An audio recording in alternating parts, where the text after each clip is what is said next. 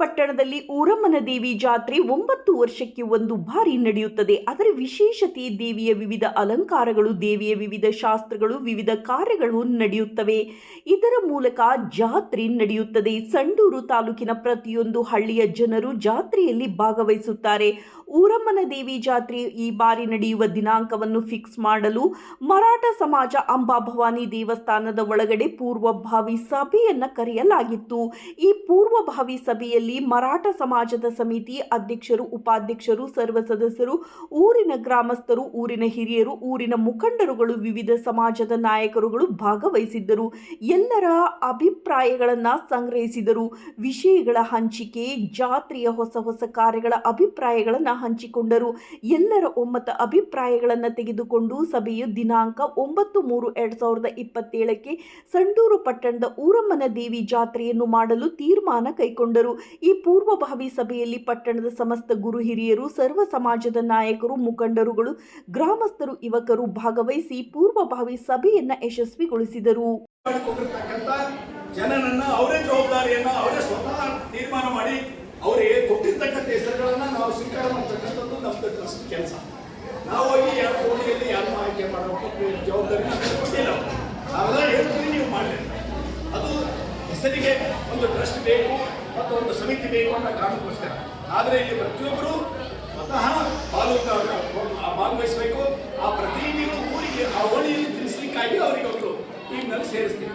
ಆ ನಂತರ ಮುಂದೆ ಬರ್ತಕ್ಕಂಥ ನಮ್ಮ ಈ ಊರಮ್ಮ ದೇವಿಯ ಹಿಂದೆ ಮಾಡಿರ್ತಕ್ಕಂಥ ಜಾತ್ರೆಯಲ್ಲಿ ಉಳಿದಿರ್ತಕ್ಕಂಥ ಹಣದ ಬಗ್ಗೆಯೂ ಚರ್ಚೆ ಆಗಿದೆ. ಅದನ್ನು ಕೂಡ ಶಂಕರಪ್ಪ ಅವ್ರದ್ದು ಒಂಥರ ಉಡದ ಹಿಡಿತ ಅದು ₹1 ಹೆಚ್ಚಿಗೆ ಹೊರಗೆ ಹೋಗೋದ, ₹1 ಬಿಡೋದಿಲ್ಲ. ಹೊರಗೆ ಇಸ್ಕೊಂತಾರೆ, ಹೊರಗೆ ಹೋಗೋದ ನಡೆಯುತ್ತೆ. ಅವರು ಎಲ್ಲ ಲೆಕ್ಕಗಳನ್ನು ಕೊಟ್ಟಿದ್ದಾರೆ. ಅವರು ಕೊಟ್ಟಿರ್ತಕ್ಕಂಥ ಒಂದೇ ಮಾತಿಗೆ ಎಲ್ಲರೂ ಅದನ್ನು ಸ್ವೀಕಾರ ಮಾಡ್ತೀವಿ. ಅದು ಈ ಮಣ್ಣಿನ ಗುಣ. ನಮ್ಮ ಹಿರಿಯರು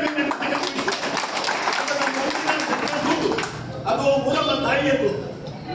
ಅವರು ಜವಾಬ್ದಾರಿಯಲ್ಲಿ ಇರ್ತಕ್ಕಂಥ ಎಲ್ಲ ಹಿರಿಯರ ಜವಾಬ್ದಾರಿಯಲ್ಲಿ ಎಷ್ಟು ಅಭಿವೃದ್ಧಿ ಮಾಡಿದ್ದೀವಿ ಅಂತೇಳಿ ಅಂತಂದ್ರೆ ನಮಗೆ ಹೆಮ್ಮೆ ಅನಿಸ್ತಾ ಇದೆ.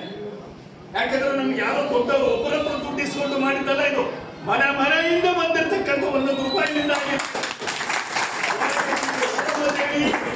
ಊರಮ್ಮ ದೇವಿಗೆ ಹಣ ಕೊಟ್ಟಿರ್ತಕ್ಕಂಥವರೇ ನಮಗೆ ಮಾಲೀಕರಲ್ಲ, ಬೇರೆ ಯಾರೋ ಮಾಲೀಕರು ಅಂತೇಳಿ ಸಂತೋಷ ಪಡ್ತಕ್ಕಂಥ ಒಂದು ಜಾಯಮಾನ, ಆ ಅಭಿರುಚಿ ನಮಗಿಲ್ಲ. ಆ ಕಾರಣಕ್ಕೋಸ್ಕರ ಆ ತಾಯಿಯ ದುಡ್ಡನ್ನ ದೇಣಿಗೆ ಕೊಟ್ಟಿರ್ತಕ್ಕಂಥ ಎಲ್ಲರಿಗೂ ಅಭಿನಂದನೆಗಳು ಸಲ್ಲಿಸ್ತೀನಿ. ಮುಂದಿನ ದಿನಮಾನಗಳಲ್ಲಿ ಪ್ರತಿ ತಿಂಗಳು 10ನೇ ತಾರೀಕು ಈ ಒಂದು ಕಾರ್ಯಕ್ರಮದಲ್ಲಿ ಚರ್ಚೆ ಇರುತ್ತೆ. ದೇವಿ ಉತ್ಸವದ ಬಗ್ಗೆ ಈ ಕಾರ್ಯಕ್ರಮಕ್ಕೆ ಎಲ್ಲರೂ ಬಂದು ಸಲಹೆಗಳನ್ನ, ಸೂಚನೆಗಳನ್ನ ಭಾಗವಹಿಸುವುದರ ಮುಖಾಂತರ ಮತ್ತೆ ನಮ್ಮ ಅಕ್ಕ ತಂಗಿಯರಿಗೆ, ನಮ್ಮ ಬಂಧು ಬಳಗದವರಿಗೆ ಕೇಳಬೇಕು, ತಿಳಿಸ್ಬೇಕು. ಆ ಕಾರಣಕ್ಕೋಸ್ಕರನೇ ನಾವು ತಕ್ಷಣ ಇಷ್ಟೆಲ್ಲ ಜನ ಸೇರಿ ಸುಮಾರು 500 ಜನ ಬಂದಿದ್ರು. ಇದು 2ನೇ ಸರಿ ಮೀಟಿಂಗ್ ಆಗಿತ್ತು. ಕೆಲವರಿಗೆ ಹೇಳಕ್ಕಾಗಿಲ್ಲ. ಆದ್ರೆ ನಮ್ಮ ಊರಿನ ಒಂದು ಪದ್ಧತಿ ಪ್ರಕಾರ ಯಾರು ಬಂದಿದ್ರು ಅವ್ರಿಗೆಲ್ಲ ಗೊತ್ತಿರುತ್ತೆ, ಯಾರು ಬಂದಿಲ್ಲ ಅವ್ರಿಗೆ ಗೊತ್ತಾಗಿಲ್ಲ ಅಂತೇಳಿ ಬೆಳಿಗ್ಗೆ ಮೈಕ್ನಲ್ಲಿ ಸಹಿತ ಅನೌನ್ಸ್ ಮಾಡಿದ್ರು.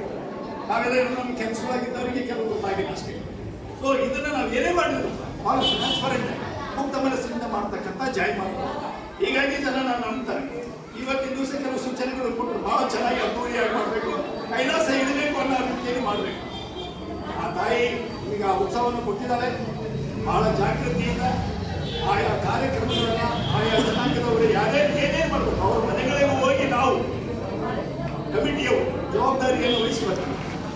ಅದೇ ರೀತಿ ಆಯಮ್ಮನ ತವ್ರ ಮನೆ ಆಗಿರ್ತಕ್ಕಂಥ ಬುದ್ಧಗಿರಿಯವರ ಆ ಗ್ರಾಮದಲ್ಲಿ ಹೋಗಿ ಅವ್ರಿಗೂ ವಿಷಯ ತಿಳಿಸಿ ಅವ್ರ ಸಹಕಾರಗಳನ್ನು ಪಡೆದುಕೊಂಡು ಆ ಕಾರ್ಯಕ್ರಮಗಳನ್ನು, ಯಾಕಂದ್ರೆ ನಾವು ಮಾಡುವುದಕ್ಕಿಂತ ಪೂರ್ವದಲ್ಲಿ ಆ ತಾಯಿಯನ್ನು ಅವ್ರು ಕರ್ಕೊಂಡು ಹೋಗ್ಬರ್ಬೇಕಾಗುತ್ತೆ ತವ್ರ ಮನೆಗೆ. ಇದನ್ನು ಕೂಡ ಮಾಡತಕ್ಕಂಥ ಎಲ್ಲವೂ ಶಾಸ್ತ್ರೋಕ್ತವಾಗಿ ನಡೀತವೆ. ಆ ಒಂದು ಕಾರ್ಯಕ್ರಮಕ್ಕೆ ನಮ್ಮ ಊರಿನ ಎಲ್ಲರೂ ಭಾಗವಹಿಸಬೇಕು. ನಮ್ಮ ಹಿರಿಯರಿದ್ದಾರೆ, ಅವ್ರ ಮಾರ್ಗದರ್ಶನ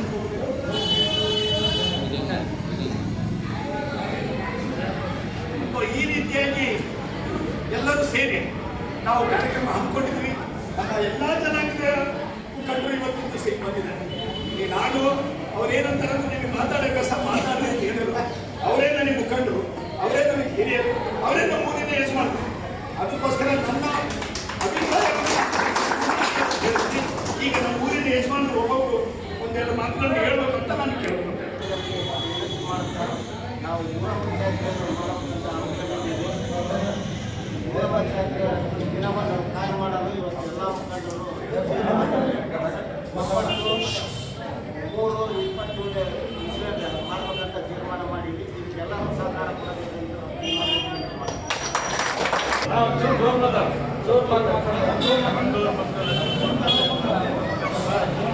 ಈಗಾಗಲೇ ಜಾತ್ರಾ ಮಹೋತ್ಸವ ಎಲ್ಲರೂ ಈಗಾಗಲೇ